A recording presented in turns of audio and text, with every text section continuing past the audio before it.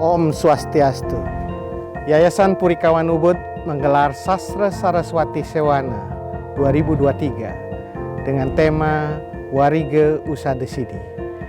Tema ini dipilih karena Bali memiliki warisan sistem pengetahuan yang sangat luar biasa dari para leluhur Ide Betara Kawitan berupa sistem perhitungan waktu atau warige dan ilmu pengobatan atau usada.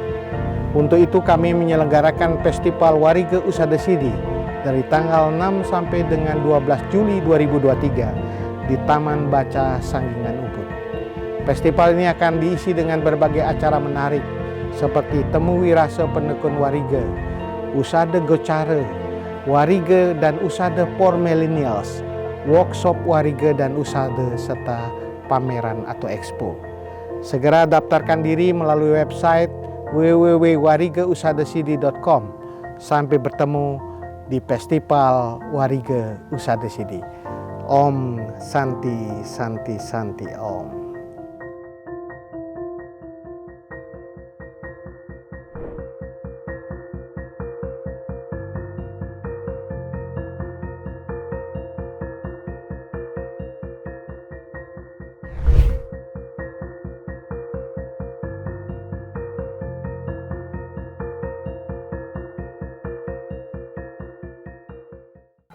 Dan tanpa berlama-lama saya akan memanggil moderator kita yang ketiga dalam Usada Gocara kali ini dengan narasumber-narasumber yang juga sudah hadir untuk memberikan paparannya. Sedikit gambaran tentang moderator kita, beliau menamatkan pendidikan kedokteran teman-teman di FK UNUD pada tahun 1987 yang juga sama dengan salah satu narasumber kita. Tidak puas hanya menjadi sarjana, jadi beliau ini melanjutkan ke jenjang pendidikan Magister Agama dan Kebudayaan di UNHI tahun 2010. Berbagai pekerjaan pernah dilalui, diantaranya menjadi dokter swasta di Rumah Sakit Surya Usada, bahkan pernah juga menjadi dosen, dekan, hingga akhirnya menjadi kepala klinik Ayurweda. Saya minta tepuk tangannya untuk moderator sesi ketiga, saya mengundang Dr. Ida Bagus Wiryanata. Baik, waktu saya persilahkan untuk moderator. Terima kasih. Om Swastiastu. Ternyata benar kata MC, kurang semangatnya. Sekali lagi, Om Swastiastu. Baik, itulah yang kami inginkan di sesi terakhir ini. Tetapi sebelum sesi terakhir ini dimulai, mari kita menyanyikan lagu satu saja. Setuju? Karena berpakaian adat, saya menyanyi pakai bahasa Bali. Ya. Yang ada kaitannya dengan Festival Warige Sidi ini tentu. Saking tuhu mana guru, ya, tak bedain temangnya. Mituturen cening jani, kaweruhan luwir senjata. Ne dadi prabotang sai. Penyanyi Bali juga nggak kalah suaranya. Keanggen ngaruruh merte, sa enun jenenge urip. Begitu istimewanya lagu ini. Tanpa disadari telah dipraktekkan oleh Haji Agung Ari Dwi Payana. Bayangkan, beliau adalah guru yang mempraktekkan segala pengetahuannya dalam Festival Warige Sidi ini dengan menampilkan pembicara-pembicara hebat. Ya. Jadi tujuannya untuk memberikan ilmu kepada kita semuanya untuk bisa dipakai ngaruruh merte, mencari nafkah. Nah demikian, yang bisa saya berikan.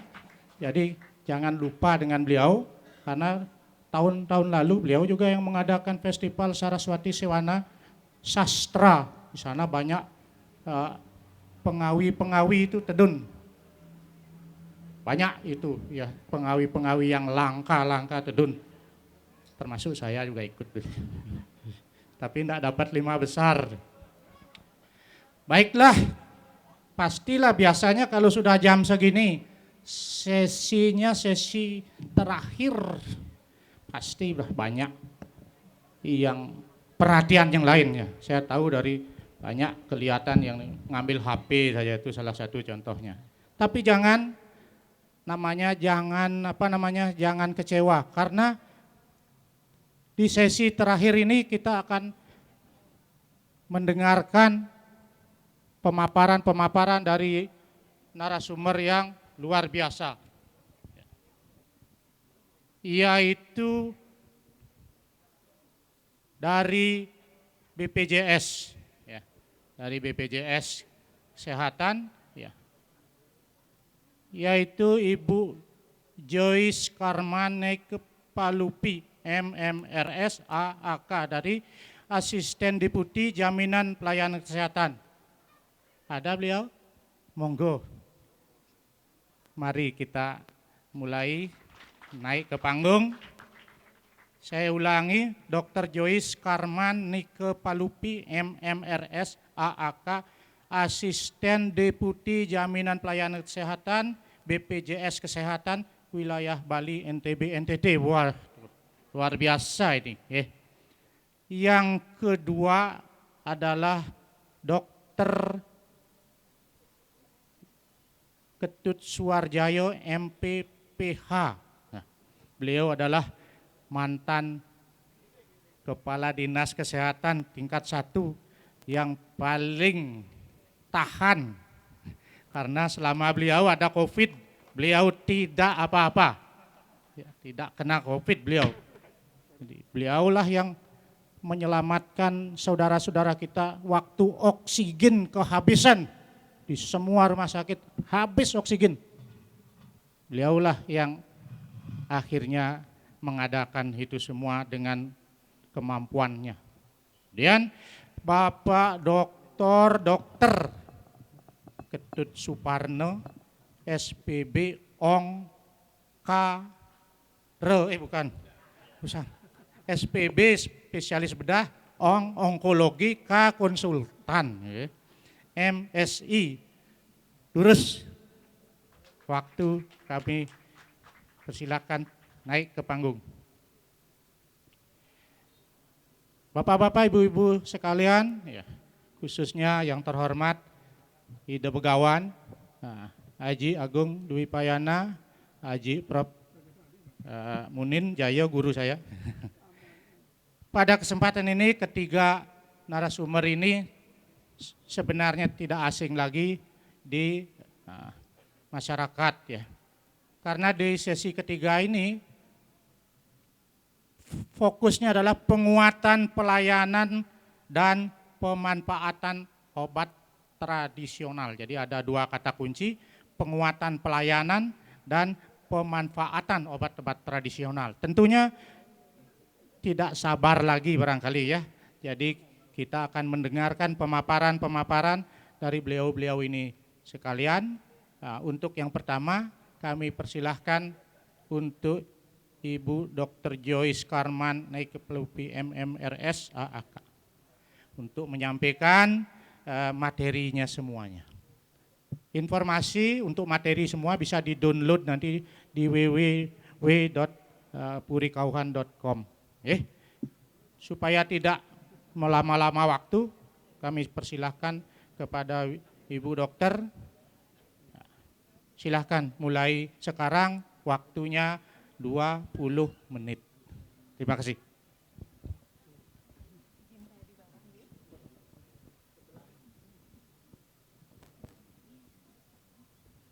Om Swastiastu. Assalamualaikum warahmatullahi wabarakatuh. Izin bapak-bapak sekalian, ini banyak senior saya sebenarnya di sini, karena merasa junior kalau di sini. Baik, izin kami dari BPJS Kesehatan ingin menyampaikan update-update terbaru mengenai apa yang sudah dilakukan oleh BPJS Kesehatan terutama di Provinsi Bali. Jadi kami tidak akan membahas untuk 3 provinsi yang lain, tapi cukup di Provinsi Bali. Mungkin bisa dikembalikan ke awal dulu nih. Siap. Baik. Ah, siap. Mungkin langsung kita next ya. Next. Next lagi. Baik. Bapak Ibu, izin kami menyampaikan bahwa sampai per 30 Juni ini di seluruh Provinsi Bali kita bisa lihat bahwa seluruh penduduk di Bali ini, jadi sekitar posisi di angka UHC kita lebih dari 95% itu sudah termasuk dalam program jaminan kesehatan nasional, di mana yang 84%-nya ini sudah dikategorikan aktif, sedangkan 15,31% ini masuk kategori non-aktif, di mana yang terbesar adalah dari peserta bukan penerima upah atau peserta mandiri, di mana kemudian yang banyak memang sekali masuk dalam kepesertaan JKN ini untuk Provinsi Bali dari PPPU Pemda, jadi peserta yang dibiayai oleh pemerintah daerah. Justru bukan dari peserta yang dibiayai oleh pemerintah pusat. Jadi di 30,55% ini pemerintah daerah di seluruh Provinsi Bali yang berkontribusi terhadap cakupan peserta. Slide. Nah, kalau kita lihat breakdown-nya per kabupaten, kita bisa lihat bahwa sebenarnya dari total cakupan peserta ini terbanyak ada di Kabupaten Badung sampai 101. Kok bisa ya peserta ini bisa lebih-lebih begitu? Nah, karena ini lebih ke arah validasi. Jadi kami menggunakan data penduduk terakhir di semester 1 2023 awal, dan ini perlu nantinya tentu akan diupdate di semester 2 2023. Bisa jadi akan lebih turun, bisa juga akan lebih naik. Namun yang menjadi dasar adalah NIK atau nomor induk kependudukan yang aktif di Dinas Kependudukan dan Catatan Sipil. Nah, kalau kita lihat kembali memang yang tidak aktif, jadi contoh di Kabupaten Gianyar contohnya. Nah, itu cakupan pesertanya sudah besar di angka 97%, tetapi ternyata banyak yang tidak aktif, hanya di 74%. Artinya memang sepertinya sudah tercover semua, tapi ternyata banyak juga yang belum aktif. Dan ini kalau sewaktu-waktu membutuhkan pelayanan kesehatan tentu jadi masalah gitu, karena saat datang ke rumah sakit ataupun ke fasilitas kesehatan dia jadi tidak dapat dilayani. Lanjut. Nah, untuk pemanfaatan kesehatan kalau kita lihat sejak tahun 2020 sampai dengan posisi terakhir di 2023 bahwa memang untuk kunjungan terutama di fasilitas kesehatan tingkat pertama, entah itu puskesmas, dokter praktik perorangan ataupun klinik pratama, itu meningkat setiap tahun. Jadi untuk rawat jalan kita di akhir 2022 posisi sudah 9 juta kunjungan untuk seluruh Provinsi Bali. Dan di tahun 2023 ini baru sampai bulan Juni kita sudah di angka 4,7 juta kunjungan.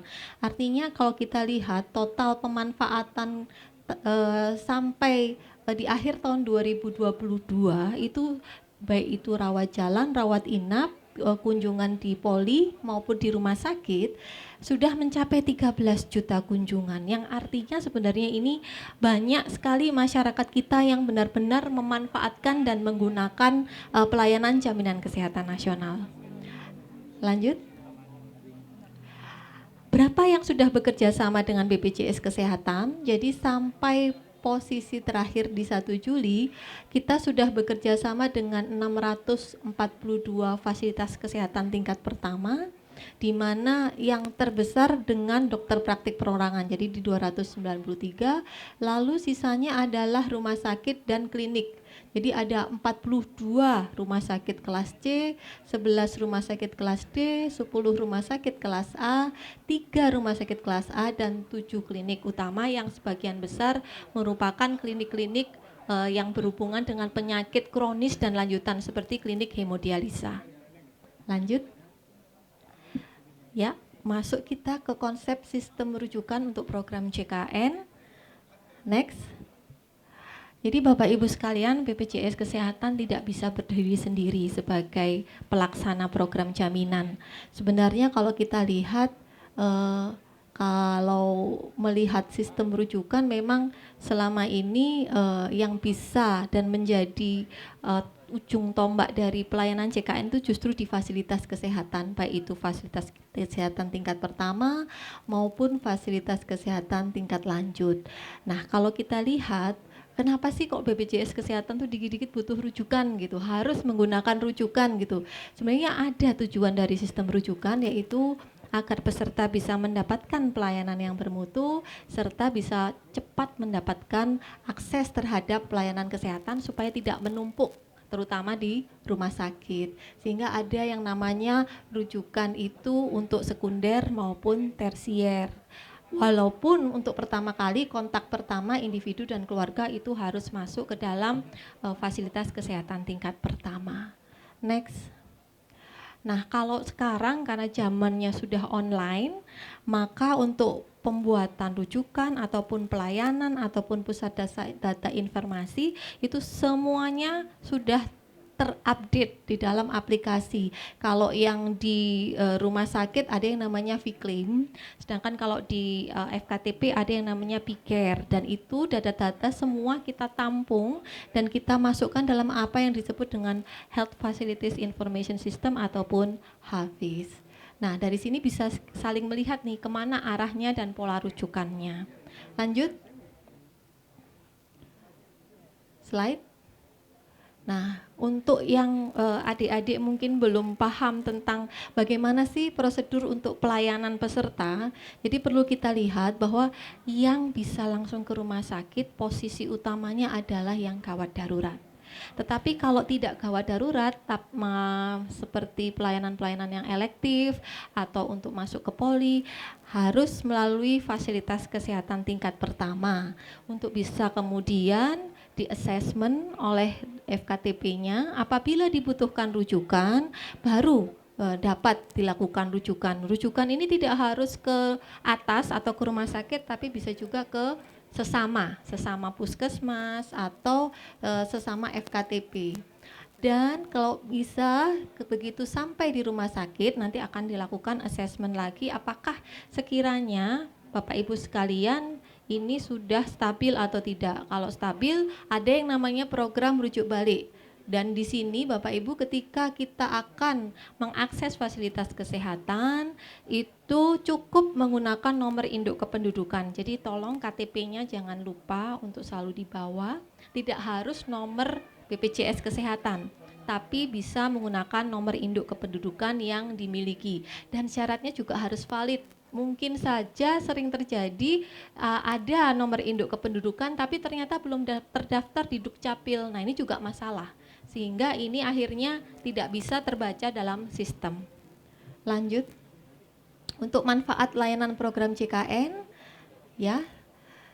Nah, jadi fokusnya sebenarnya terkait framework program JKN yang di tengah itu yang paling berpengaruh, jadi dari regulator. Kalau kami di BPJS Kesehatan, kami ini adalah pelaksana, di mana kami akan melaksanakan apa yang ada dalam regulasi, based on regulasi. Jadi regulator ini fungsinya ada 4, yaitu menetapkan paket manfaat, menetapkan standar tarif, menetapkan mekanisme pembayaran, serta menetapkan peserta ini penerima bantuan iuran atau bukan.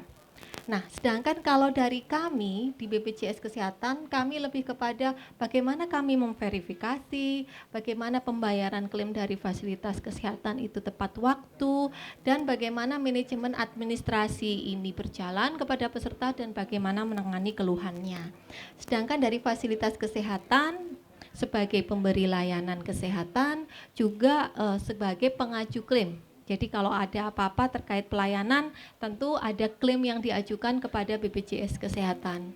Dan dari peserta pun memiliki kewajiban untuk melakukan pembayaran secara rutin serta pemanfaatan terhadap pelayanan kesehatan yang disediakan oleh fasilitas kesehatan yang sudah bekerja sama dengan BPJS Kesehatan. Oke, lanjut. Nah, untuk manfaat, sebenarnya manfaat ini cukup banyak. Jadi kalau untuk fasilitas kesehatan tingkat pertama, ini posisinya dibayar menggunakan sistem kapitasi sesuai Perpres nomor 82 tahun 2018. Jadi mulai administrasi pelayanan, promotif preventif, pemeriksaan pengobatan konsultasi medis, tindakan medis non spesialistik, obat-obatnya, lab tingkat pertama serta rawat inap tingkat pertama, ini masuk dalam kapitasi dan non kapitasi namanya. Dan bagaimana nantinya kemudian obat ini akan masuk, ini sudah disesuaikan oleh masing-masing FKTP-nya. Jadi kami sudah tidak masuk lagi dengan bagaimana kemudian pembiayaan itu digunakan secara internal. Tetapi kami fungsinya adalah melakukan pembiayaan ketika itu diajukan dan kami validasi apakah itu benar atau tidak. Begitu juga di fasilitas kesehatan rujukan untuk tingkat lanjutan. Jadi prinsipnya hampir sama, tapi ada beberapa tambahan untuk pelayanan, termasuk diantaranya ada rehabilitasi medis, pelayanan darah, pemulasaraan jenazah, penunjang diagnostik lanjutan, KB, serta rawat inap intensif seperti di ICU atau ICCU. Dan ada juga ambulan. Ambulan ini kami membayarnya lewat non inasi bijis. Jadi namanya paket pembayaran yang dilakukan di rumah sakit ataupun vaskes tingkat lanjutan. Ada paket-paketnya. Nah ini kemudian yang dinamakan sebagai CPGs. Untuk ambulan kita tagihkan di luar itu sehingga namanya non inasi bijis. Lanjut. Nah ini masalahnya Bapak Ibu. Sampai detik ini di Perpres tahun 82 dari yang dijamin ada yang tidak dijamin. Nah, mungkin ini yang belum terlalu banyak diketahui oleh Bapak Ibu sekalian bahwa program CKN itu tidak menjamin semua hal. Ada hal-hal yang tidak dijamin dan perlu kami sampaikan juga di sini. Yang pertama, pelayanan yang tidak sesuai ketentuan yang berlaku. Lalu pelayanan yang dilakukan oleh vaskes yang tidak kerjasama tapi tidak gawat darurat. Nah, kalau gawat darurat dijamin, tapi kalau tidak gawat darurat tidak. Untuk yang tidak kerjasama, Lalu pelayanan yang dijamin oleh jaminan kerja terhadap penyakit akibat kerja. Jadi contohnya Bapak Ibu kalau terdaftar di Taspen atau di BPJS Tenaga Kerja atau hal-hal yang terkait misalnya Asabri untuk TNI Polri, nah itu sudah ada pembiayaannya sendiri untuk pelayanan kecelakaan kerja atau penyakit akibat kerja, sehingga memang itu tidak masuk dalam penjaminan program JKN. Nah mungkin dari banyak hal ini saya mungkin larinya lebih ke poin 11. Jadi artinya untuk pengobatan komplementer, alternatif dan tradisional yang belum dinyatakan efektif berdasarkan penilaian teknologi kesehatan, ini posisinya memang belum bisa dimasukkan dalam program JKN. Tetapi kalaupun memang nanti dia sudah lolos dalam Health Technology Assessment, tentu itu akan masuk, terutama kalau untuk obat-obat seharusnya bisa masuk ke formularium nasional. Sedangkan kalau untuk prosedur tentu juga akan bisa masuk dalam prosedur yang masuk dalam coding inasi bijis. Lanjut. Nah, untuk HTA sendiri yang diatur dalam PMK 51 tahun 2017 ini sebenarnya bisa masuk dalam manfaat JKN, tapi memang perlu penilaian khusus dan ini termasuk ke dalam semua jenis intervensi yang digunakan dalam bidang kedokteran untuk tujuan promotif, preventif, screening, penegakan diagnosa, pengobatan, rehab dan perawatan jangka panjang. Dan memang pada intinya sebenarnya kami mendukung apabila kemudian pelayanan obat tradisional ataupun pengobatan tradisional seandainya pun sudah masuk dalam HTA tentu akan bisa terakomodir dalam program JKN. Dan ini harapannya tentu bisa masuk juga dalam manfaat medis, terutama untuk obat dan alkes bahan medis habis pakai, serta dalam pemeriksaan, pengobatan, dan konsultasi medis. Kalau untuk rawat inap sebenarnya karena ini sudah bentuknya paket, itu sudah diserahkan juga kepada fasilitas kesehatan apabila mungkin akan menggunakan pengobatan tradisional bisa juga masuk di sana, tapi konteksnya tidak ada prosedur itu dalam INA CPGs, dan itulah yang menyebabkan kalau untuk dirawat jalan agak tidak bisa dilakukan klaim. Lanjut. Penutupnya izin kami slide. Mungkin kalau dari kami sebenarnya dukungan dari seluruh stakeholder, terutama komitmen terkait bagaimana kita sama-sama bisa membangun sistem dan komitmen yang kuat terhadap pelayanan ini, termasuk salah satunya juga dalam pengobatan tradisional, karena sebenarnya kami tidak menutup kemungkinan semua hal bisa memang nanti tertampung dalam program JKN sesuai dengan regulasi yang berlaku. Dan memang ini yang menjadi moto kami supaya perluasan akses maupun pemberian layanan ini bisa berjalan dengan baik. Lanjut. Dan ini yang terakhir kami memiliki untuk tahun 2023 ini jargon mudah, cepat, setara, dan harapannya jargon ini juga sudah kami masukkan ke dalam janji mutu layanan yang ada di fasilitas kesehatan dan sudah dipasang di seluruh fasilitas kesehatan yang bekerjasama dengan BPJS Kesehatan. Demikian, terima kasih yang bisa kami sampaikan. Kurang lebihnya mungkin nanti bisa dimasukkan dalam diskusi. Pada akhirnya kami ucapkan Om Santi Santi Santi Om. Assalamualaikum warahmatullahi wabarakatuh. Baik, terima kasih pada Ibu yang telah memaparkan begitu jelas tadi ya. Nanti kalau ada yang kurang jelas, nanti adik-adik bisa menulis dulu pertanyaannya, nanti disampaikan. Nanti pada saat bertanya ditujukan kepada siapa, pertanyaannya apa. Ya. Jadi seperti yang ditayangkan tadi, ya, dari topik sesi ketiga ini, penguatan pelayanan obat tradisional. Tadi sudah dipaparkan PMK nomor 51 tahun 2017. Dari sana bisa nanti di searching dan dipertanyakan lebih jauh. Baik, aplaus sekali lagi untuk Ibu kita. Untuk pemakalah yang kedua, yaitu Bapak Dr. Ketut Suharjaya. Mohon beliau ini nanti banyak sekali akan cerita tentang penguatan pelayanan. Ya. Jadi sudah tidak sabar lagi, saya tidak akan baca kurikulum vitae-nya terlalu banyak sekali. Yang saya tahu adalah mantan Kadiskes Provinsi Bali yang sekarang adalah Direktur Rumah Sakit Bali Mandara. Untuk selanjutnya waktu kami persilahkan. Terima kasih pada moderator.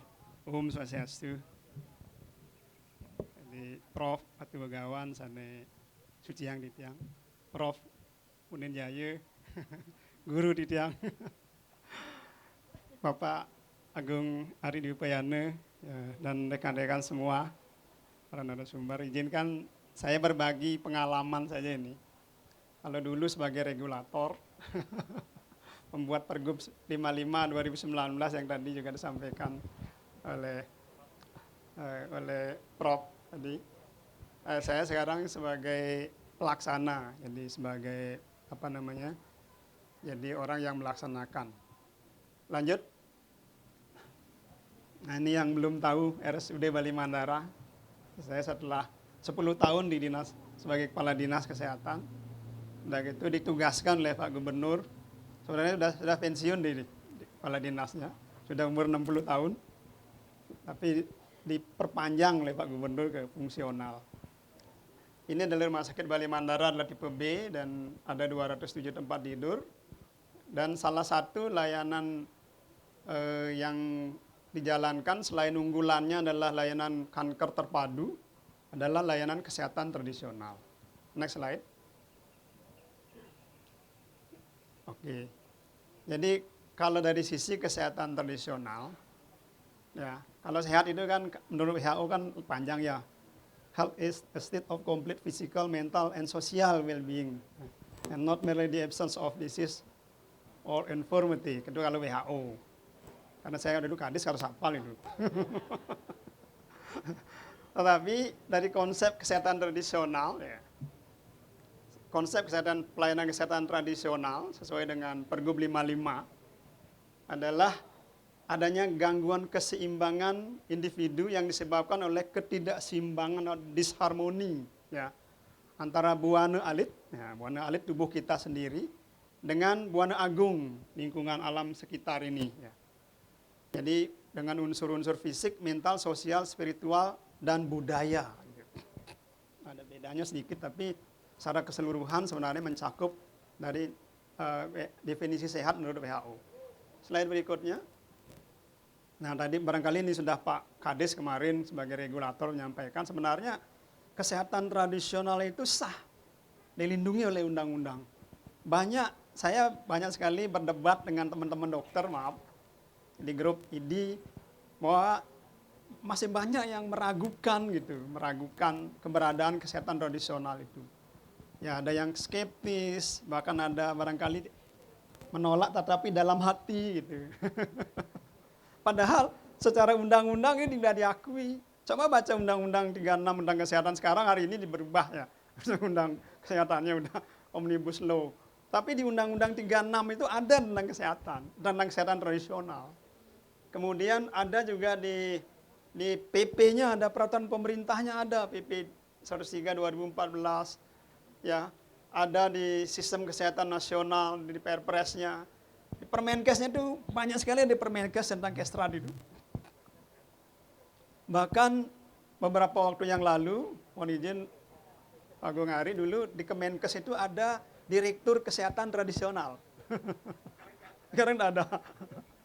Ya, dulu ada, maka itulah, dan apalagi di Bali.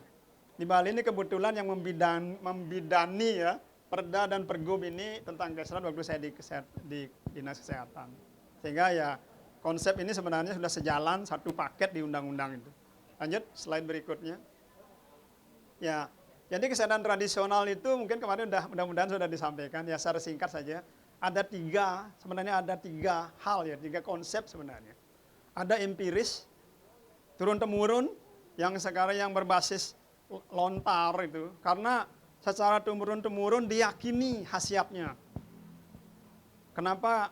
Kalau saya sakit tenggorokan, faringitis, saya jarang minum ampicillin, amoxicillin jarang, tapi lolos sembung. Lolos sembung sampai sekarang. Saya percaya lolos sembung itu menghilangkan sakit tenggorokan.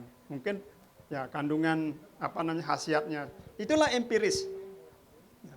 Kemudian ya ada yang komplementer itu memang sudah ada ujinya karena memanfaatkan ilmu biomedis dan biokultural.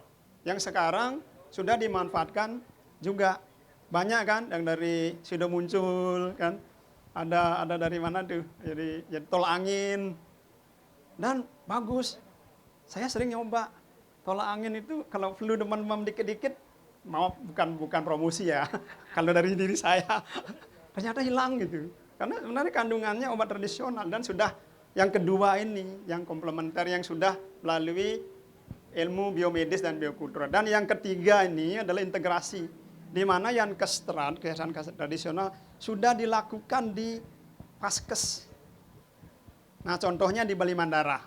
Bali Mandara ini rumah sakit daerah yang memanfaatkan kesehatan tradisional sebagai salah satu modalitas terapi. Ya, kemarin di Bali Pos wajah saya di sana dilihatin karena juga memberi komentar tentang kesehatan tradisional. Ya karena di Bali Mandara kami lakukan ini, ya. Dan itu terstandar. Jadi dulu waktu Pak Gubernur menyampaikan kestrad ini kan banyak di koran, di Bali Mandara itu ada Balian gitu kan. Ya kita ini kan semua Balian, orang Bali kan. Slide berikutnya. Jadi yang namanya di Yankestra di rumah sakit itu adalah Yankestra yang terintegrasi. Integrasinya bagaimana? antara kesehatan tradisional yang tadi, yang komplementer yang sudah melalui uji, ada biomedis, ilmu biomedisnya, kemudian dilakukan oleh tenaga kesehatan yang sudah memiliki sertifikasi. Sekarang ada D3, D4 yang ini kestra, bahkan ada dokter spesialis akupunktur sekarang. Di UI itu ada program dokter spesialis akupunktur.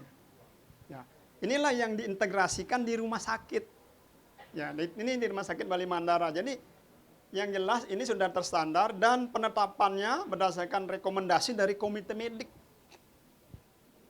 Komite medik itu ketuanya dokter spesialis. Dia harus menguji dulu, benar enggak? Jenis modalitasnya apa?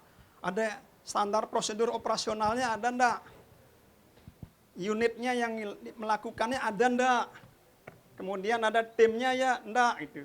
Kewenangan kliniknya ada enggak gitu kan. Semuanya ini harus dilakukan sehingga keluarlah rekomendasi dari komite medik ini mengizinkan kesehatan tradisional ini berjalan dan dilakukan oleh tenaga kesehatan yang juga terstandar. Gitu. Slide. Nah, ini Pergub 55, slide berikutnya mungkin sedikit ya, ini saya tidak ulas lagi, seperti ini ciri khas pengobatan tradisional ini. Ya mungkin teman-teman bisa searching di Google, Pergub 55 2019, ketemu ini slide berikutnya. Ya saya nggak ulas lagi, lanjut. Jenis pelayanannya juga sudah ada, apa saja. Ada tekniknya, teknik manual, teknik energi, dan teknik olah pikir, itu ada juga dalam PP 103 itu ada di situ. Jadi teknik-teknik pengobatan tradisional itu, bahkan di lontar-lontar usade itu ada juga teknik manual ya. Teknik manual itu kan pijat urut ya. Teknik energi itu, energi pakai sekarang reiki, sambada, prana, ya kan. Olah pikir itu jadi hipnoterapi. Hipnoterapi di Bali Mandara dilakukan oleh psikolog yang terlatih. Itu olah pikir itu. Orang yang misalnya fobia, takut, bahkan ada yang takut sama nasi. Ada orang yang takut sama nasi. Ada orang yang takut sama pisang. Itu kan penyakit yang fobia yang dari dari pikirannya yang mungkin merasa ketakutan. Tapi dengan olah pikir yang dilakukan oleh seorang psikolog dengan hipnoterapi, ketakutannya akan hilang. Seperti itu ya. Selain berikutnya. Nah, sekarang implementasinya di Bali Mandara bagaimana? Jadi saya kebetulan ditugaskan sebagai pelaksana tugas direktur di sana. Jadi ini yang sudah kami lakukan, slide berikutnya. Bapak Ibu rekan-rekan silakan datang ke RSBM ya. Silakan datang. Ada kemarin teman saya datang dari Kalimantan ke sana, ada kunjungan dari DPRD Kalimantan, baru dia cerita baru turun dari mobil turun, ini benar nggak ya ke rumah sakit katanya. Coba atau masuk aja ke sana. Nah ini adalah poliklinik kami di kesehatan tradisional. Itu ada aksara Balinya juga. Poliklinik kesehatan tradisional. Ya. Ini ruangnya, ruangan periksanya ya mirip dengan ruangan poliklinik biasa lah, atau klinik atau ruang dokter ya. Tetapi kami jamin bersih dan tidak berbau alkohol, tapi baunya harum. Karena ada aromaterapi. Ada ruang akupunktur, akupressure, bekam, ada terapi energi di sini. Nah, di sini ada lihat di terapi energi ini ada ada pejati di sana. Ada pejati, ada bungkaknya gading di sini. Ya. Karena mohon kepada ya yang di atas itu. Ada juga produk herbalnya ada, cuman baru minimal banget karena kita baru dihasilkan beberapa produk aja dari P4TO, Pusat Pengolahan Pasca Panen Tanaman Obat. Yang dulu kebetulan saya juga yang membuatnya bersama teman-teman, terutama dengan Prof. Gegel tadi. Itu. Jadi ini ada produk-produk herbalnya, kebetulan nggak bawa ininya. Oke, slide berikutnya. Nah, apa tujuannya? Ya, pertama memang ada mendukung implementasi itu. Jadi biar memang kita yakini bahwa kesehatan tradisional itu sebagai salah satu modalitas terapi. Yang kedua, tentu akan mendukung layanan terapi konvensional dalam menjamin kontinuitas perawatan pasien yang lebih baik. Ya, kalau tidak ada manfaatnya, ngapain kita buat kesehatan tradisional?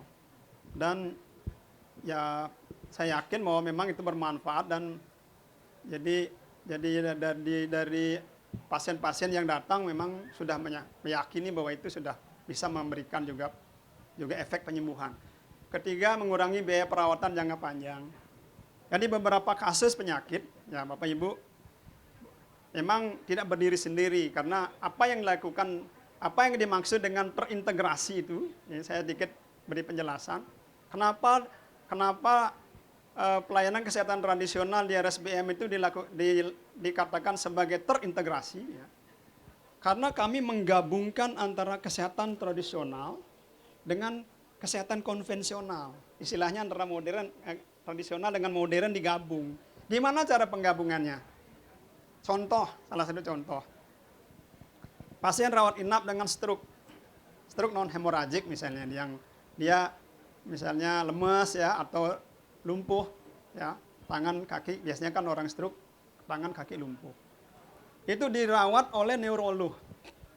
Kalau dia hipertensi oleh penyakit dalam juga sama-sama dirawat di ruangan. Nanti DPJP, dokter penanggung jawab pasien ini, akan menawarkan, karena diyakini memang ada efeknya dengan pengobatan tradisional, salah satunya misalnya dengan akupressure atau dengan akupunktur atau dengan herbal. Kalau dia misalnya hipertensinya karena stroke-nya karena hipertensi, ada obat-obat herbal untuk menurunkan tensi. Jadi diberikan obat herbal di sana, tapi dengan pengawasan dokter. Kemudian juga ada akupressure-nya, bahkan ada akupunktur. Bahkan kalau pasiennya mungkin stres, tidak bisa menerima kenyataan itu, dia diberikan hipnoterapi. Inilah integrasinya di sana. Jadi sehingga pasien akan lebih cepat sembuh, lebih cepat baik, dari sisi stresnya dikurangi stresnya. Jadi obat-obat tidak melulu harus minum kandersartan, harus minum yang lain obat-obat ini, tapi cukup dengan Samiloto misalnya. Di sana sudah ada, dan kemudian diberikan akupunktur, akupressure. Inilah integrasinya. Seperti itu ya. Ya tentu akan mengurangi biaya perawatan jangka panjang karena penyembuhan akan semakin lebih cepat. Apalagi kalau dilakukan lebih awal. Ya.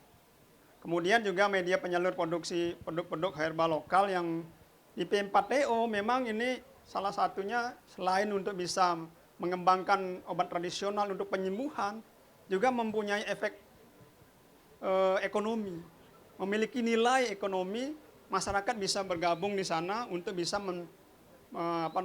menyiapkan bahannya. Slide berikutnya. Ini adalah jenis layanan kesehatan tradisional yang kami lakukan di RSBM, Bapak Ibu, adik-adik semua, kalau berminat untuk mencoba, nah, silakan. Ada terapi energi. Ini bukan balian ini ya, yang di atas tuh. Memang mangku, tapi dia adalah terapis apoteker, seorang apoteker dan terapis. Kemudian ada akupunktur juga yang sudah ada bersertifikat, ada akupressure, ada hipnoterapi oleh seorang psikolog, ada terapi herbal, ada bekam. Ya. Next slide. Ini orang-orangnya, dokternya cantik. Jadi pasien yang masuk nanti dicek oleh dokternya dulu, di screening oleh dokternya. Kalau di rawat jalan kan ada pasien yang masuk, di screening kasusnya apa, ditanya anamnesis lengkap, tensi lengkap, kemudian dia perlu dilakukan terapi apa. Nah, nanti perawat ini ada yang juga memiliki sertifikat akupunktur, akupressure. Kemudian ada juga kalau perlu dia di psikolog, ya dilakukan hipnoterapi atau terapi olah pikir. Kemudian ada apoteker nih yang juga ada jadi jero mangku yang juga balian, karena semua balian di sini. Jadi bisa memberikan layanan terapi energi, punya sertifikat juga pelatihan kestra, dan memiliki pengalaman kesehatan tradisional Bali. Salah satu anggota dari Gotre Pangusadi. Next slide. kunjungan polikestral memang belum begitu banyak, tapi tiap hari pasiennya ada. Minimal 4 orang ada sehari. 4 gitu. Tapi sekarang ini sudah makin banyak, makin rame ya. Kita buka baru tahun lalu. Ya, jadi 1 bulan itu sekitar 150 pasien, ya 150 rata-rata seperti itu. Sudah bulan-bulan terakhir ini sudah lumayan. Tapi untuk sebuah poliklinik kesehatan tradisional itu udah lumayan sebenarnya. Karena terapinya cukup lama. Misalnya dia harus diakupunktur, itu mungkin perlu waktu 1 jam, 2 jam. Ya, di samping itu dengan pendekatan psikologis. Kadang-kadang pasien datang dengan mungkin merasa takut, cemas, ataupun seolah-olah ada kena magic dan sebagainya. Tetapi percayalah di sini bukan magic. Ya, karena memang kestrat itu sebenarnya bukan memanfaatkan magic, ilmu magic, atau memanfaatkan jadi roh-roh atau yang lain gitu. Tidak, tetapi memang ada standarnya gitu. Slide berikutnya. Jadi pengembangan yang kita lakukan ya tentu dengan menguatkan penguatan komitmen, kebetulan memang Pak Gubernur sangat jadi mendukung ini. Beliau sempat juga mengunjungi di sana dan beliau memang salah satu jadi menurut saya yang menggali kesehatan tradisional Bali ini dan mewariskan kepada kita semua. Ya, karena gitu kalau tidak kuat peran pimpinan saya kira tidak akan berjalan kestrat itu. Kemudian juga peningkatan kualitas layanan, jadi pelatihan-pelatihan SDM kami tetap update ilmunya. Pelatihan-pelatihan juga dilakukan oleh Dinas Kesehatan, oleh kementerian-kementerian, itu tetap kita latih terus ini. Jadi para SDM ini. Kemudian akses layanan, kalau dari tarif saya kira masih terjangkau. Tadi nanti mungkin bisa ditanyakan kepada BPJS, tadi kan salah satu yang tidak dijamin kan kesehatan tradisional. Tetapi sebenarnya jangan salah teman-teman. Ini rekan-rekan semua jangan salah. Sebenarnya kalau di rumah sakit, kalau itu menjadi layanan terintegrasi, itu satu paket. Ya. Jadi nggak usah bayar kestrat ini lagi. Misalnya di akupunktur, tidak perlu bayar lagi karena menjadi satu paket dia. Ya, kecuali rawat jalan, ya kan? Rawat jalan belum. Karena rawat jalan, kalau di puskesmas rawat jalan sebenarnya ditanggung. Kenapa? Karena kalau di puskesmas itu kan kapitasi dia. Jadi puskesmas itu dibayar per kapita, per kepala yang dijamin. Sehingga apapun yang diberikan oleh puskesmas sebenarnya tidak perlu bayar lagi kalau itu peserta BPJS. Gitu ya. Maaf, saya menjelaskan sedikit. Oke, jadi demikian juga upaya pemasaran. Ya, jadi di medsos kami juga cukup aktif ya. Di medsos di Instagram, Facebook. Tapi bukan saya yang ingin, ada tim ininya, promosinya. Jadi ada di medsos-medsos, nanti silakan di teman-teman mungkin adik-adik mahasiswa bisa nanti di Instagram, yang punya Instagram cari Rumah Sakit Bali Mandara ya. Tolong ya di sana jadikan teman ya. Kemudian juga di Facebook demikian ya. Kami punya link-link untuk media sosial. Kemudian pemasaran sudah, kemudian monitoring evaluasi, perbaikan layanan, ya tentu saja Dinas Kesehatan terus melakukan monitoring evaluasi terhadap layanan yang kami lakukan harus sesuai dengan standar. Ya. Kemudian mendorong penelitian layanan kestrat berbasis evidence base, ya kami berharap memang untuk obat-obat yang sekarang masih empiris harus ada satu uji, harus ada satu penelitian yang tadi disampaikan Prof. Tadi Prof. Gel itu saya setuju sekali, sehingga memang apalagi di Bali sangat banyak ada tumbuh-tumbuhan endemik Bali yang berhasil obat yang sekarang dipakai herbal. Itu kalau kita uji barangkali mungkin ya akan disaintifikasi ya, produk-produk itu saya kira akan lebih bisa dijual gitu ya. Kemudian ya gitu. Next slide berikutnya lagi sedikit. Jenis-jenis penyakit yang terbanyak yang ada di polikestrat yang kita lakukan di RSBM ada nyeri kepala, bahu, ada dispepsia ya, yaitu mual-mual muntah ya, ada low back pain, ada stroke, ada insomnia, ya, kemudian PTSD ya. Slide berikutnya. Slide berikutnya, alurnya ya.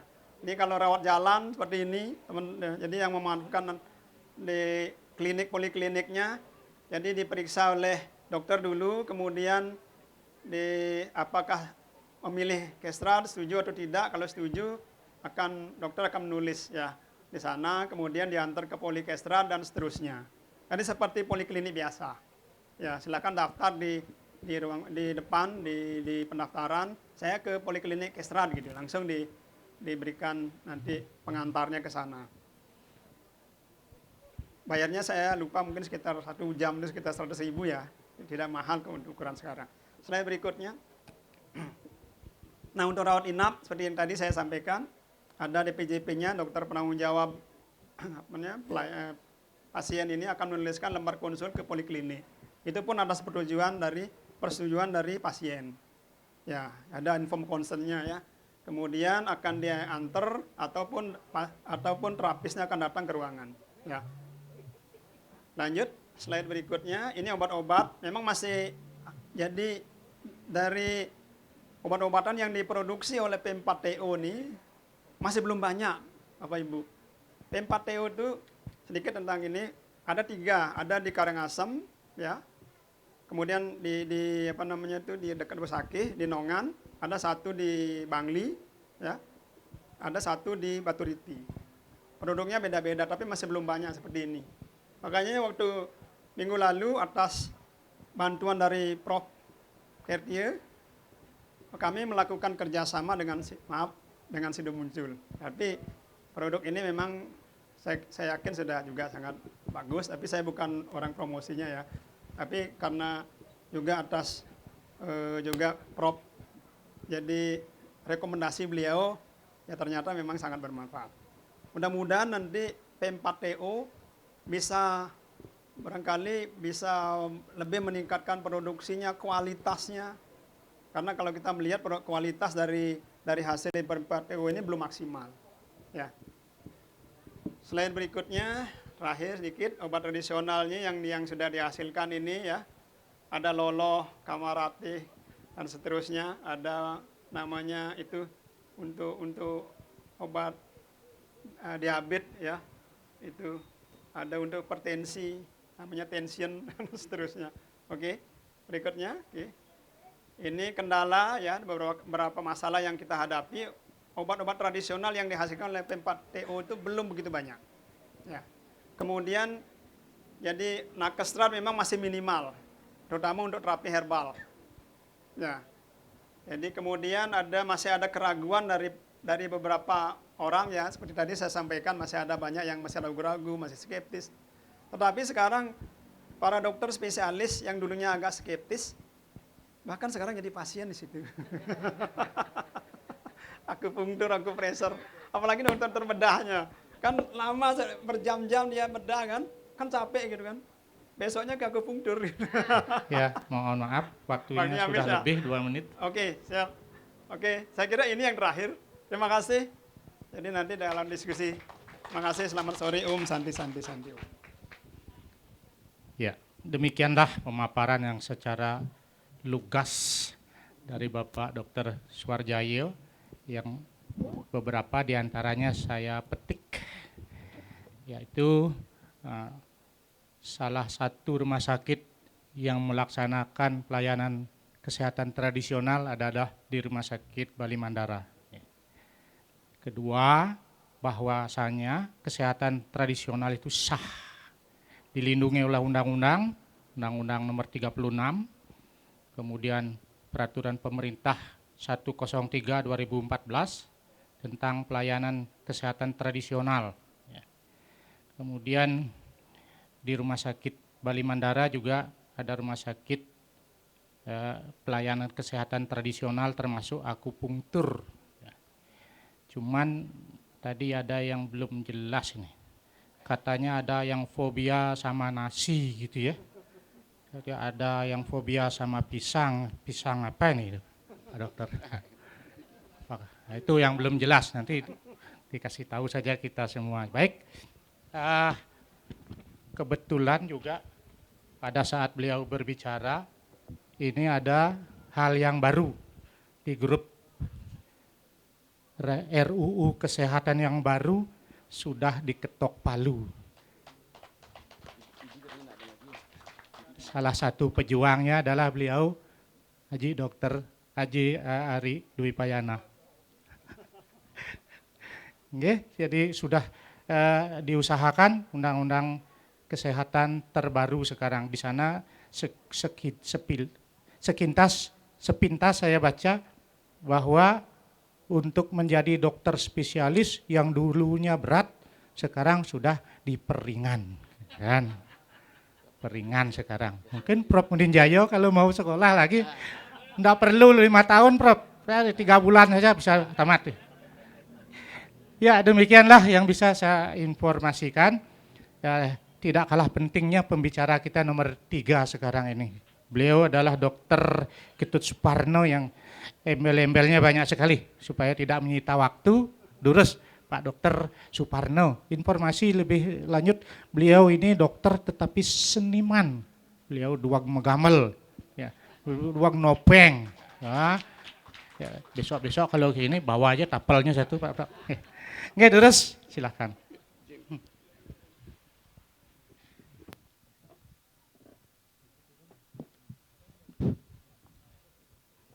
Om Swastiastu, Namo Buddhaya. Ratu, itu pegawai sani bagi yang tiang, para jero mangku, dukung haji. Jadi berhoreng ngaran, bau makin berhoreng rupa, okay. Tiang kanten sama Pak Swida nih ke SMP, nyaman Swida nih. Prof, mungkin guru tiang nih. Para senior, para pakar nih, dan peserta semua nih. Jadi pertama,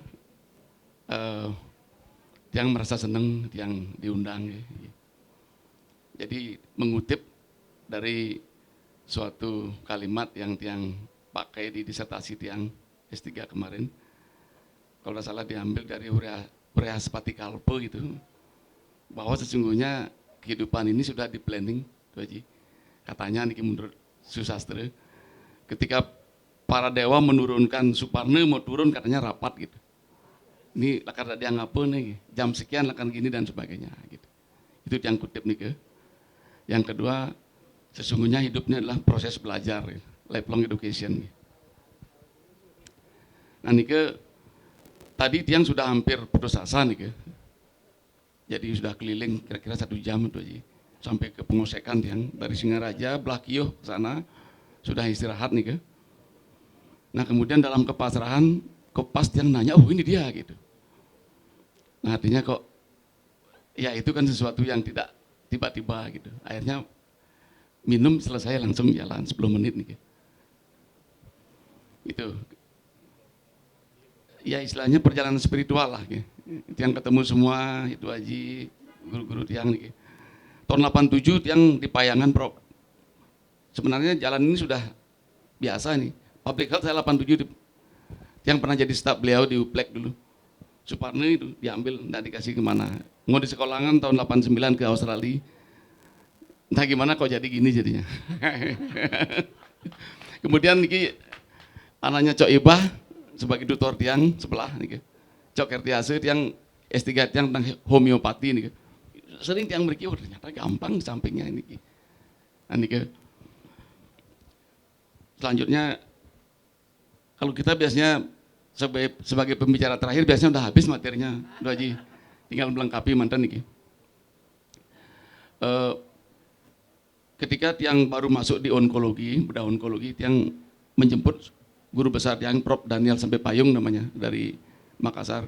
Prof, ternyata kalau kita jadi ahli bedah tumor itu, ahli bedah kanker harus dekat sama Tuhan, Prof gitu. Yang baru masuk nih ke. Karena kita istilahnya kan berusaha untuk menjalankan titah Tuhan itu. Akhirnya tiang dipeluk itu. Kamu harus temukan ada Tuhan dalam DNA gitu. Cari bukunya, lapor ke saya gitu. Nah ternyata misteri double helix nih, Tuh Haji. Jadi mungkin ada kawan uning misteri double helix. Jadi sebuah buku bestseller kalangan profesor Jepang gitu. Bagaimana sih kita menghindari supaya tidak kena kanker gitu. Ternyata simpel-simpel sekali, tidak ada sesuatu yang spesifik gitu. Hidup santai, hidup pasrah, makan sehat itu. Itu. Jadi dengan demikian tiang sesungguhnya ya lantai datar-datar sajalah gitu. Jadi tadi pagi tiang operasi 5, kemudian hari ini sebenarnya hari poliklinik 70 sampai 90 pasien tiang. Itu jangan dipikir. Let it be, biarkan gitu. Tapi carikan solusi. Nanti ke sekedar pemabah teman Haji, ice breaking. Nanti kita yang tidak lagi bicara niki karena tadi sudah sampun lewat nanti sudah sampun nanti juga mungkin kalau tiang lihat listnya itu sebelumnya sudah disampaikan semua, mungkin lebih detail yang tiang sesuatu yang baru dari tiang barangkali nanti lewat lagi. Nanti tiang kemarin sareng adu begawan dilantik oleh Pak Gubernur artinya keberadaan kita sah nih lanjut nah niki tenaga kesehatan. Nah sekarang yang belum dapat baca sih katanya untuk bisa praktik itu harus ada minimal D3 nih D3 tadi mungkin sudah disinggung, baru kita bisa melayani secara formal di rumah sakit. Lanjut nah niki dari judul yang diberikan tiang peras menjadi SDM. Sebenarnya my opinion gitu sebenarnya. Jadi sudah diperas opini saya gitu lagi. Lanjut. Tapi ada dasarnya nih Bro. Lanjut ya niki sampun juga tadi jadi standar pelayanan kesehatan. Nah niki pendekatan holistik, komunikasi rasional ya. Kemudian harus ada persetujuan tadi yang pun sudah diginikan juga alamiah. Nah niki beberapa yang coba renungkan niki apa kira-kira yang menjadi bahan. Lanjut deh. Nah niki minimnya institusi pendidikan resmi. Kemarin yang sempat bicara sama Prof. Gegel Ring Unhi nih katanya usaha Haji mungkin ampun tim pusat ampun nunding nih ampun lebih bahwa katanya mengalami kendala nih sehingga kita di sini mencetak kemudian dikawinkan dengan institusi yang sudah melaksanakan pendidikan kesehatan yang sudah jalan nih. Kemudian mindset masyarakat tadi juga Pak Kadis sudah menjelaskan juga. Penelitian publikasi mungkin itu begawan pakarnya nih beliau kurikulum PT-nya gini sekali. Berharap nanti mudah-mudahan banyak peserta didik yang tertarik dengan hal ini sehingga beliau kita promote ke Bali nih biar adalah sebagai backup nih. Lanjut Nah, makin terus Lanjut deh. Nah niki. Mengapa SDM? Nah, warisan budaya, pelayanan tersandar, ekonomi, meningkatkan ekonomi lokal kurang lebih sama dengan slide tadi dari Pak Dr. Suarjaya. Akses niki. Bagaimana kita mempromosikan pendekatan kepada masyarakat. Kemudian pengakuan global. Jadi seperti kita ketahui bahwa yang pernah dulu duduk di perpustakaan Unhi, ternyata Ayurveda nih lengkap sekali. Sampai kode-kode penyakitnya benten Prof. Jadi Vademekum itulah ada buku saktinya. Buku saktinya lagi bolak-balik. Kalau penyakit, kalau obat ini untuk penyakit apa, kalau penyakit ini apa obatnya itu. Bolak-balik ini. Jadi mereka sudah ada. Nanti mudah-mudahan nanti kita seperti ini ada semua, IMS-nya itu ada. Makanya kalau kita duduk di sana, barangkali untuk menjadi dokter itu cukup ambil satu cuplikan, kita kuasai, cari lontar dan sebagainya, udah selesai ini, bisa nih. Nah niki strategi optimalan, pelatihan pengembangan, pendidikan berkelanjutan, kerjasama dengan jaringan, yang tadi salah satunya adalah dengan beberapa perusahaan atau institusi pendidikan ya. Peningkatan motivasi dan insentif. Sambil jalan niki. Nah niki ya niki yang mau yang kendan di Empu Kuturan kebetulan besok rencana kami rapat untuk membentuk S3 di bidang etnoscience nih. Di dalamnya etnomedicine masuk nih. nanti kita fokuskan sehingga tidak berkompetisi dengan institusi yang sudah ada. Nah, di Undiksa unggulannya adalah herbal medicine. Nggih. Jadi mudah-mudahan nanti penelitiannya sekarang juga sudah jalan, semua diarahkan ke arah sana. Kemudian Universitas Udayana dulu almarhum Prof. Dewa Putu Tengah nih, Prof. Ketuanya sekarang Prof. Adi Putra nih. Mudah-mudahan makin kanton nih, KEM, Complementary and Alternative Medicine. Nah, yang dengar di Warma Dewa Travel Medicine. Di dalamnya salah satunya adalah yang kita arahkan ke arah medical tourism. Yang kira niki yang baru.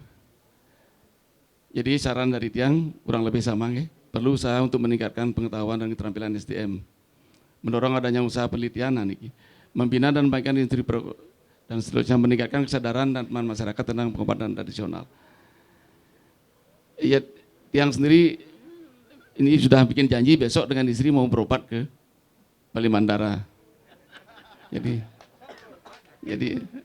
ya istri saya pusing-pusing katanya besok disarankan ke sana dan saya juga ikut kan. Jadi pagi-pagi ke Sanglah Dumon karena tiang Cak Prabu harus mereka, setelah itu berobat, malamnya nonton pesta kesenian Bali. Komplit jadinya. Jadi enggak peduli pasien, sudah enggak seperti dokter. Ya mudah-mudahan sehat dan umur panjang, dikit aja tunas itu, yang lain-lain belakangan lah.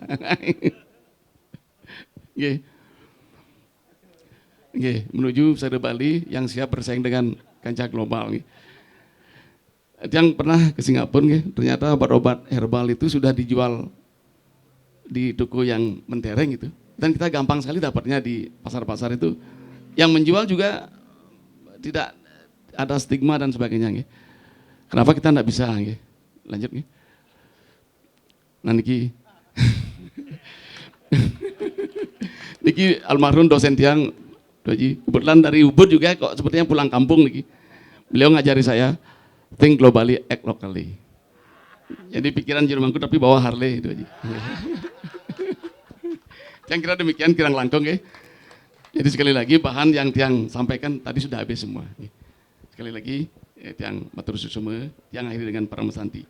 Om Santi Santi Santi Om. Iya. Tepuk tangan. Sekali lagi terima kasih kepada Bapak Dr. Suparno SPB Ongkara. Onkologi ini kan artinya kanker. Ampun Pak Bu, sampun diberikan penjelasan untuk penyakit kanker. Ya. Jadi ada sesuatu yang sudah dilihat tadi sarang sami bahwa beliau betul-betul seniman topeng ya.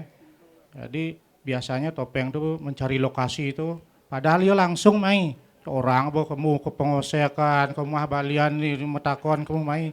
Gitu bisa punya kan dia dini orang bo PKK ngemang kopi terlalu pahit gitu. Padahal manis kopi. Nah, itu topeng. Beliau tadi begitu perannya. Jadi kelihatannya memang seniman beliau. Ada yang spesifik bahwa selama beliau pendidikan mencari literatur, mencari jurnal-jurnal bahwa sesungguhnya untuk hidup sehat itu tidak perlu sulit, ya. Cukup makan yang sehat, tidur, istirahat yang sudah. Oh, spesifik seperti itu sebenarnya rumus kesehatan ya. Dan pendekatannya holistik. Nah itu apa nanti silakan bertanya. Kemudian minimnya institusi pendidikan kesehatan tradisional. Ini yang menggugah sekarang. Mudah-mudahan Haji Agung Ari Dwi Payana menemui salurannya di Jakarta. Beliau di Jakarta di Lapah rika itu nih. Kayak nang jap nih kita Pak Jokowi. Mudah-mudahan bisa. Nah, di Ayurveda itu lengkap dibilang sama beliau tadi. Betul, tetapi Ayurveda India. Ya. Jadi di situ ada 2 buku besar, Susruta Samhita, ya, kemudian ada Charaka Samhita. Cuma slokanya kalau dibaca dengan sloka kita nggak nyambung. Harus baca slokanya. Namami danwantarim adidewam surai pandita padapan. Harus gitu memacanya kayak kena. Jare duka juara janta takam namami danwantarim adidewan. Tepuk tangan. Kalau kita enggak. Oh mayurdi urdi pranyan suka syariam dharma santaro nggak nyambung bacanya. Kalau Danwantari tadi dibaca dengan begitu nggak nyambung. Nah tugas kita lah sekarang betul itu ambil satu sloka saja untuk jadi dokter bisa. Nanti mampir sana, mampir sini, mampir sana itu dilengkapi kalau sudah bisa melengkapi. Betul. Ya. Jadi adik-adik sekarang yang masih segar, bukan masih sehat. Masih sehat. Jadi tulis pertanyaan itu, angkat tangan kalau mau bertanya, sebutkan nama, dari mana, pertanyaannya untuk siapa. Di sini ada 3 narasumber. Pertanyaan yang ditujukan kepada narasumber pertama ini, narasumber kedua Pak Dokter, ketiga juga dokter nih, moderator juga dokter. Susah. Nih, ada yang nomor 1 adik yang sebelah kiri ini, baju putih yang ketawa, enggak kelihatan dari sini, gigi aja kelihatan. Iya. Yang kedua mungkin siap-siap angkat tangan dari pihak sana. Ya, itu yang pakai udeng dan kacamata belakang. 2 dulu nggih. Cek. Terus. Cek. Tiang Gede Pasak sebagai salah satu pengimplementasi dari Pergub 55 tahun 2019, yaitu Tiang adalah dokter umum di Poli Kesehatan Tradisional Rumah Sakit Payangan. Tiang di sini tidak mau bertanya, tapi Tiang mau curhat. Gitu. Kebetulan Tiang beruntung sekali di sore hari ini Tiang berada di antara para pemangku kebijakan. Ada Dr. Swardayo, dulunya para kadis provinsi, sekarang sebagai Direktur Rumah Sakit Bali Mandara, dan Ibu Elvani sebagai perwakilan dari BPJS dan senior-senior yang lain. Gitu. Tiang ingin curhat. Gitu. Tiang minta tolong untuk disegerakan dukungan BPJS terhadap pelayanan kesehatan tradisional ini. Karena selama setahun Tiang di Poli Kesehatan Tradisional ini, dari 450-an pasien, tidak sampai 1% gitu, pasien itu datang dengan jaminan umum. Tetapi Mas Tungkare, gitu, Kabupaten Gianyar itu punya program, yaitu bantuan kesehatan Kabupaten Gianyar. Jadi Poli Kesehatan Tradisional Tiang itu di cover oleh jaminan tersebut. Nah, ada beberapa pasien dari luar kabupaten yang tidak bisa merasakan pelayanan tersebut karena mohon maaf. Gitu.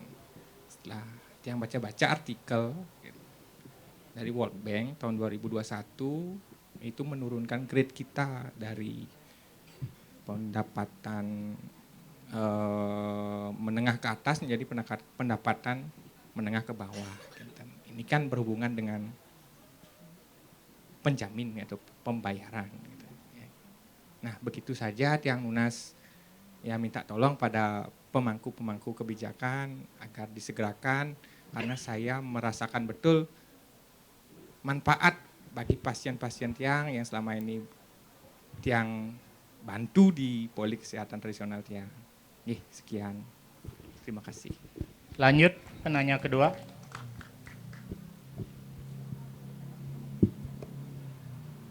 Matur suksema atas kesempatannya. Selamat sore. Terima kasih kepada para narasumber yang luar biasa, sangat menarik sekali materinya. Perkenalkan, Tiang dari Institut Bisnis dan Teknologi Indonesia, Tiang Iwayan Agus Suryadharma. Nah, pada kesempatan ini sebenarnya ingin bertanya terkait dengan peluang kolaborasi, karena kami di perguruan tinggi, khususnya di bidang teknologi, kami di Instiki sangat concern dalam mengembangkan teknologi untuk memajukan warisan budaya di Bali. Oke, sebagai contoh, saat ini kami sedang berkolaborasi dengan mitra industri kami di Jemberana terkait dengan pengembangan alat pengering daun kelor berbasis Internet of Things, sehingga dapat mengoptimalkan produksi dari daun kelor tersebut. Mungkin di sini saya ingin menanyakan kepada Pak Dr. Ketut Suharjaya terkait dengan bagaimana nanti kami para akademisi dan juga peneliti ini dapat berkolaborasi dengan dunia industri dalam memajukan tanaman herbal sebagai obat herbal yang akan nanti dapat diakui secara nasional maupun internasional. Oke, sekian yang dapat yang sampaikan. Terima kasih. Baik, di 2 pertanyaan dulu. Jadi sepintas pertanyaannya ditujukan kepada Dr. Suharjaya. Mungkin karena beliau menguasai apa saja tentang kesehatan, maka beliaulah dulu menjawab. Terus. Terima kasih Pak Agus. Ya, terima kasih. Jadi begini, memang sebenarnya kan bukan ranah saya itu. Jadi tapi saya mengetahui bahwa Provinsi Bali punya pusat pengolahan pasca panen tanaman obat. Jadi di sana diproduksi obat-obat, tanda kutip ya, obat-obat herbal yang endemik Bali. Di sana dibuat, diolah di sana sehingga menjadi, pertama menjadi bahan baku obat, yang kedua memang sudah dalam bentuk obat, ya, baik itu obat serbuk ataupun obat minum, ya, obat yang sirup itu. Ada beberapa tetapi masih minimal seperti tadi yang saya sampaikan. Saya sempat berbincang-bincang dengan Direktur Sido Muncul pada saat beliau kunjungan ke Bali Mandara. Kebetulan kami mengadakan seminar. Dia melihat hasil produksi dari P4TO memang belum maksimal itu. Karena terus terang aja pada saat didirikan tahun 2019 ya, itu sebelum Covid didirikan itu. Alat-alat untuk pengolahan itu masih sederhana. Masih sangat sederhana. Dan hasil akhirnya belum sepenuhnya jadi seperti misalnya serbuknya belum sepenuhnya kering total gitu. Seperti serbuk-serbuk obat biasa. Masih basah gitu. Mungkin karena teknologinya yang memang belum bagus ya, atau mesinnya atau alatnya yang belum bagus. Jadi saran saya, memang saya tidak lagi di dinas, saran saya memang Pak Agus bisa mungkin berkomunikasi dengan teman-teman kita di dinas, ya, Pak Kades atau ada UPTD Kesehatan Tradisional Bu Desi di Dinas Kesehatan itu. Saya kira sangat bagus sekali kalau jadi dari para ahlinya yang kita miliki di Provinsi Bali ini juga bisa membantu dalam teknologi pengolahan obat-obat herbal ini. Ya, tentu kita berharap memang hasilnya akan menjadi lebih baik. Tadi saya juga bisikin Pak Hari itu, mudah-mudahan bisa dibantu karena kualitas yang kita hasilkan belum sepenuhnya baik. Tapi kalau misalnya dengan pengembangan, dengan dukungan dari Institut Bisnis dan Teknologi Indonesia ini yang bisa membuat satu cara produksi yang lebih baik, saya kira ini sangat bagus sekali. Karena memang P4TO ini selain dibangun untuk memproduksi obat-obat herbal, di sini juga tentu akan memberdayakan masyarakat, petani-petani lokal. Yang dulu saya himpun itu dengan Dinas Pertanian dalam satu kelompok-kelompok tani untuk bisa dia menanam jadi bahan-bahan obat yang diinginkan, yang dibutuhkan untuk diproduksi di P4TO. Dulu waktu saya kepala dinas, saya siapkan anggaran di sana untuk membeli. Jadi produk yang dibuat dihasilkan oleh petani-petani yang tadi yang untuk khusus dia membuat jadi tanaman obat yang nanti akan dijual dengan harga yang lebih tinggi dari harga pasaran. Tapi tentu dengan kualitas yang baik. Dan ini kalau ini berjalan, saya kira mulai dari petaninya, kemudian produksinya yang dihasilkan oleh P4TO, kemudian juga hasilnya akan digunakan oleh teman-teman di Vaskes, di puskesmas, di rumah sakit yang juga melaksanakan kesehatan tradisional. Ini tentu akan tidak hanya bisa menyehatkan ya, meningkatkan kesehatan masyarakat, tapi juga bisa meningkatkan perekonomian. Punya nilai ekonomi di sini. Karena masyarakat akan tentu dengan cara itu ya, jadi lingkaran semakin banyak juga akan bisa dihasilkan dan dibeli. Dan tentu saja sekali lagi yang menjadi catatan saya adalah produknya memang masih perlu, jadi harus lebih berkualitas. Saya kira demikian. Terima kasih. Mungkin ada tambahan dari Ibu ataupun yang curhat itu mendekati BPJS barangkali. Sepintas lalu ya, walaupun curhat tapi tetap aja dijawab. Iya, saya terima curhatnya. Pak Dokter, jadi pada prinsipnya kami tidak dalam tanda kutip membatasi apapun sepanjang itu memang masuk ke dalam formularium nasional maupun prosedur yang terdaftar dalam INASI-PIJIS. Artinya memang kalau kita lihat untuk obat-obat tradisional terutama untuk FKTP karena pembayarannya berbentuk kapitasi, sebenarnya kapitasi itu sudah diserahkan seperti tadi yang Pak Ketut Suharjaya sampaikan, kapitasi itu sudah sebenarnya diserahkan kepada puskesmas, mau seperti apa digunakan. Jadi mau dibuat sebagai akupunktur, akupresur, kami sudah tidak masuk lagi ke sana termasuk untuk pembelian obat. Namun untuk rumah sakit memang yang jadi kendala sebenarnya ada formularium nasional, ada juga formularium rumah sakit. Jadi seandainya memang di rumah sakit sendiri berkenan untuk menggunakan obat tradisional atau kondisi-kondisi yang lain yang sekiranya dibutuhkan, bisa itu dimasukkan dalam formularium rumah sakit walaupun itu tidak masuk ke dalam formularium nasional. Jadi itu sudah masuk dalam kewenangan tiap-tiap fasilitas kesehatan. Memang yang agak repot ketika itu pembayarannya melebihi paket. Tapi kalaupun misalnya dirawat jalan formularium rumah sakitnya mengadop obat itu ya dipersilahkan. Nah, yang jadi masalah memang nanti yang jatuh ke arah prosedur. Kembali lagi itu kan ada tarifnya. Nah itu yang sebenarnya memang kalau saran kami ketika memang bisa masuk ke HTA, karena setiap tahun kita ada pembahasan dengan Kementerian Kesehatan, prosedur apapun yang baru, yang kira-kira masuk ke sana itu dibahas. Kalau itu bisa diusulkan, tentu akan masuk. Artinya kembali lagi kemarin usulannya seperti apa gitu. Kalau itu memang rutin diajukan karena tidak hanya dari yang pengobatan tradisional sebenarnya banyak yang memasukkan itu dari semua segmen, dari semua kolegium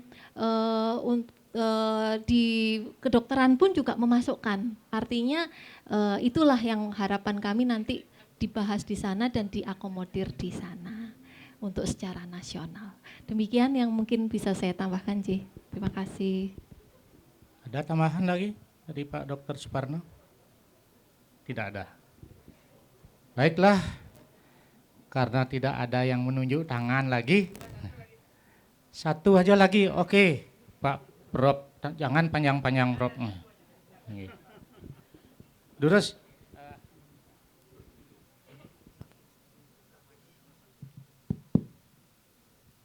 Om Swastiastu. Saya berdiskusi. Saya suruh berdiri sama adik saya ini. Berdiskusi dengan ide ya pelayanan, terus di Singaraja juga sudah banyak pelayanan. Nah, ternyata di klinik beliau memang belum ada teman-teman dokter atau siapa yang mau jadi master dokter yang nyentuh nyerempet ke sana. Nah kebetulan di Rumah Sakit Bali Mandara memang sudah membuat klinik itu, termasuk di Singaraja. Apa sudah ada, sekarang diundang aja mahasiswanya, siapa yang mau studi, mulai dari case study saja. Dari case study itu nanti bisa sebelum pengobatan, sesudah pengobatan, monitoring di lapangan, itu sebuah case study awal dari sebuah riset sebenarnya. Ini yang sebenarnya untuk menopang Gotrel di sini, ini bagaimana menurut Pak Suarjaya, kalau itu dirintis dulu, case study yang banyak itu sudah dilakukan, pasiennya sudah berapa? 50 ya? 100 tiap bulan ya?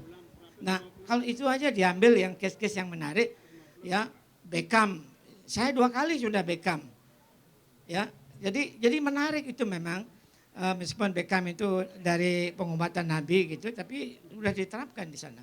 Jadi saya mohon bagaimana ke depannya case study itu diperbanyak untuk memperkaya bahwa Usada Bali ini, saya tidak mau lagi menggunakan istilah kestrat itu kayak kostrat gitu loh.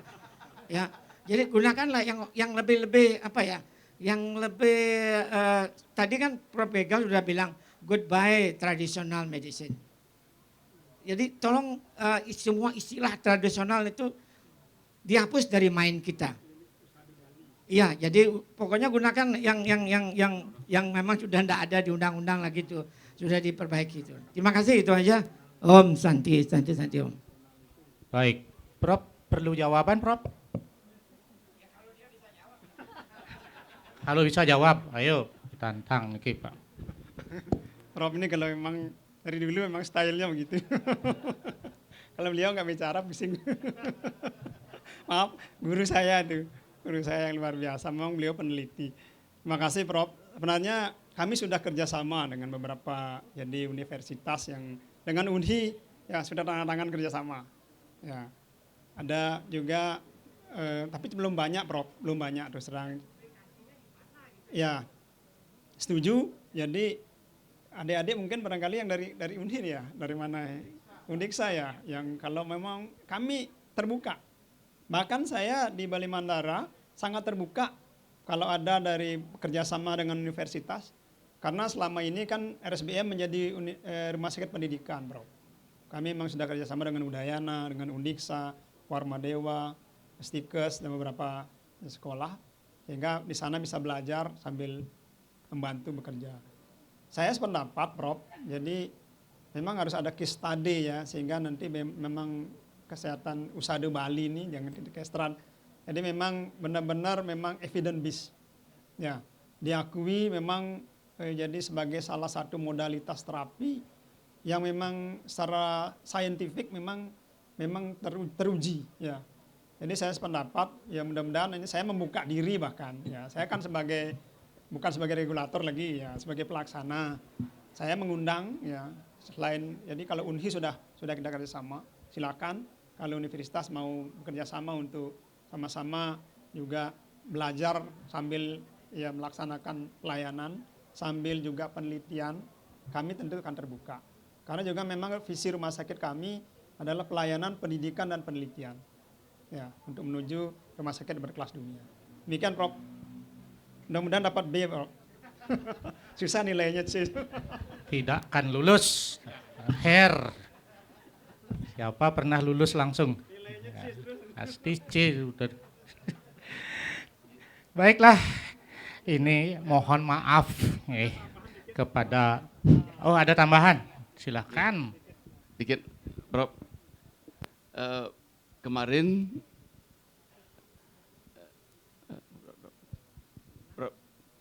Prof Munim, saya meneliti tentang Gayatri Mantra, Prof. Jadi orang sebelum operasi, jadi case control ini, yang satu diberikan Gayatri Mantra, yang satu enggak. Ternyata kortisol menurun itu. Jadi saya muat dalam forum ahli bedah se-Indonesia dapat juara 2, Prof. Tepuk tangan semua. Jadi seharusnya juara 1, tapi karena saya enggak pede itu Gayatri Mantra itu. Gimana ini? Karena pembawaan aja. Gini, apa namanya? Saya rekam dengan tip biar terstandarisir, Prof. Jadi ide bawati, tip, kemudian confounding faktor kita hilangkan, dapat juara 2. Gitu. Nah, kemudian S3 saya juga tentang kenapa sih pasien-pasien saya kok senang sekali ke dukun, apa sih saktinya dukun gitu. Jadi saya dapatkan itu, Prof. Jadi saya menyamar sebagai pasien pakai pakaian ini, datang dengan istri seolah berobat itu. Saya temukan itu, Prof. Jadi yakin bahwa untuk breast cancer sementara belum sebagai main terapi belum bisa, suportif oke, gitu. Jadi saya sampai nunggu pasien katanya Denpasar, tunggu, kemudian mandi katanya tunggu gitu. Tidak dapatkan bahwa suatu bukti bahwa breast cancer bisa dihilangkan dengan ini. Tapi kalau untuk menghilangkan rambut rontok, ini suportif, bagus, Prof. Oke. Itu, Prof. Jadi sudah ada, dan Singaraja hidup ini, Prof. Jadi semua nanti larinya ke sana. Oke. Terima kasih ini ke Girang Langkung, Prof. Baik. Iya. Tepuk tangan lagi sekali khusus untuk Prof. Unin Jaya. Karena anak-anak didik beliau seperti itu, seperti beliau semua sukses. Itu beliau gurunya. Cuman dapat nilai C. Itu sudah syukur dapat nilai C. Baiklah, seperti saya katakan tadi bahwasannya ada awal, ada tengah, ada akhir. Ya, jadi tidak bisa kita terus menerus karena apapun itu ada batas waktunya. Sehingga kami tidak teruskan diskusi ini karena ini sudah bagian terakhir. Kalau saya dikasih sesi pertama, saya akan habiskan waktunya sampai terakhir. Karena seksi ketiga ini sudah. Jadi walaupun demikian, apa yang disampaikan oleh narasumber-narasumber yang sudah berbobot ini, tentu sepintas mungkin hanya membuka wawasan. Seperti ada di dalam kamar, hanya dibuka jendela kecil untuk melihat apa yang di luar, silahkan cari sendiri. Tuh. Nah, apa dicari materinya. Materinya dicari di window itu di Google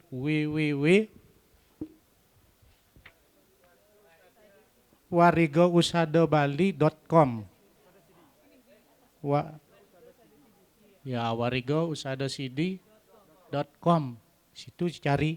Makanya tadi tidak begitu banyak dipaparkan, hanya membuka wawasan sedikit saja. Itu jadi kelihatan apa di luar. Wah, itu dia yang ada di www.warigousadacd.com itu, ya. Nah, sekarang saya simpulkan ya dari sesi ketiga ini, yaitu penguatan pelayanan dan pengobatan pemanfaatan obat tradisional. Telah disampaikan oleh pembicara pertama, yaitu beliau melayani sesuai regulasi. Salah satu adalah PP 51 2017 tentang pelayanan pengobatan tradisional. Dan telah disampaikan tingkatan-tingkatan pelayanan rujukan. Rujukan tidak selalu naik gitu ya. Ya, ada juga rujukan yang turun itu. Ada ya, berarti rujukannya naik turun bisa. Oke. Kemudian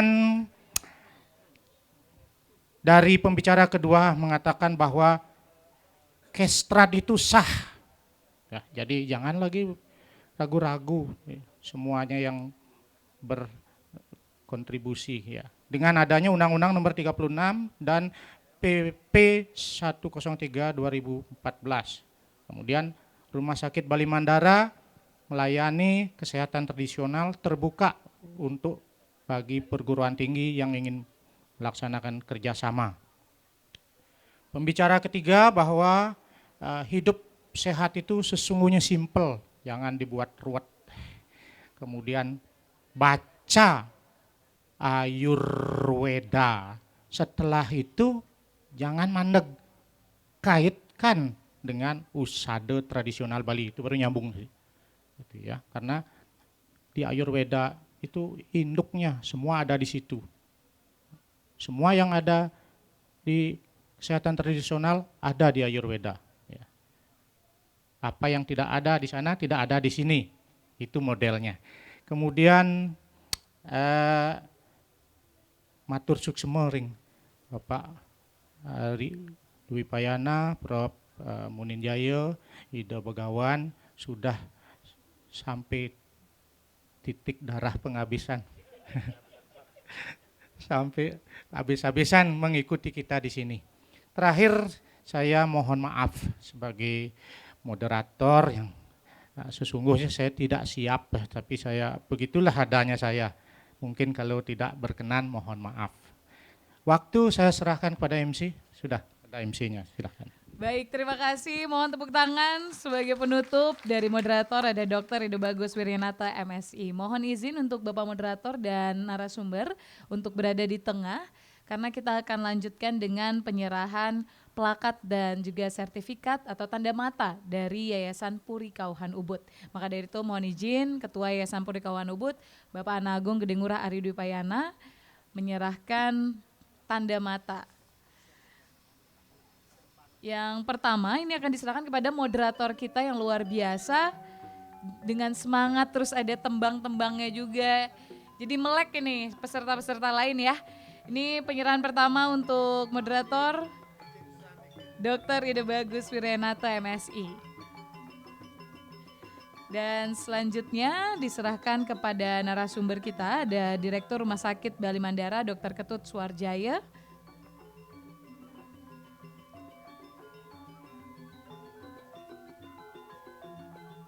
Yang selanjutnya, terima kasih, akan diserahkan kepada perwakilan dari BPJS Kesehatan. Ada Ibu Joyce. Ya, kita foto terlebih dahulu dan yang terakhir diberikan kepada Dr. Ketut Suparno. Ini adalah Ketua Dewan Kehormatan Gotra Pengusaha Bali. Bapak Ibu tamu undangan serta para peserta, inilah sesi terakhir yang ditutup dengan foto bersama. Dan sekali lagi saya mengucapkan terima kasih. Dengan berakhirnya foto bersama, sesi ketiga membahas tentang penguatan pelayanan dan pemanfaatan obat-obat tradisional telah usai. Dan kita berjumpa esok di penutupan Festival Warige Usada Sidi. Dan saya tutup acara hari ini dengan Para Mesanti. Om Santi Santi Santi Om.